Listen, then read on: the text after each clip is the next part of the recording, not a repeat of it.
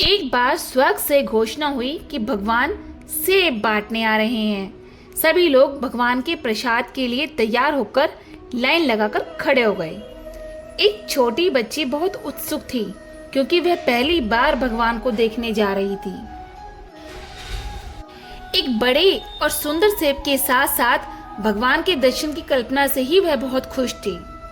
अंत में प्रतीक्षा समाप्त हुई। बहुत लंबी लाइन में लगकर जब उसका नंबर आया तो भगवान ने उसे एक बड़ा और लाल रंग का सेब दिया।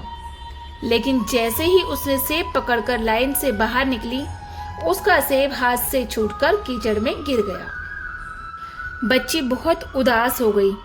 अब उसे दोबारा से लाइन में लगना पड़ा। दूसरी लाइन पहले की लाइन से भी बहुत ज्यादा लंबी थी, लेकिन कोई और रास्ता तो था नहीं। सब लोग ईमानदारी से अपनी अपनी बारी के आने पर ही सेब लेकर जा रहे थे।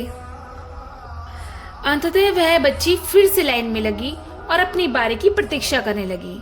आधी कतार को सेब मिलने के बाद सेब खत्म होने लगे।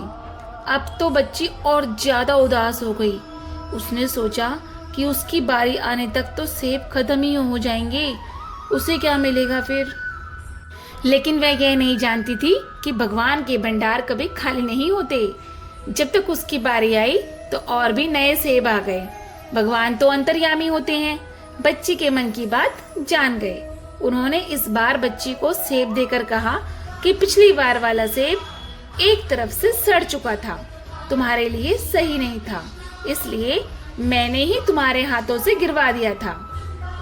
दूसरी तरफ लंबी लाइन में तुम्हें इसलिए लगाया क्योंकि अभी नए सेब अभी पेड़ों पर थे, उनके आने में समय बाकी था, इसलिए तुम्हें अधिक प्रतीक्षा करनी पड़ी। ये सेब अधिक लाल और सुंदर और तुम्हारे लिए उपयुक्त है। भगवान की बात सुनकर बच्ची संतुष्ट हो गई। इसी प्रकार यदि आपके किसी काम में विलंब हो रहा है तो उसे भगवान की इच्छा मानकर स्वीकार करें। जिस प्रकार हम अपने बच्चों को उत्तम से उत्तम शिक्षा और उत्तम से उत्तम देने का प्रयास करते हैं, उसी प्रकार भगवान भी अपने बच्चों को वही देंगे जो उनके लिए उत्तम होगा या सही होगा।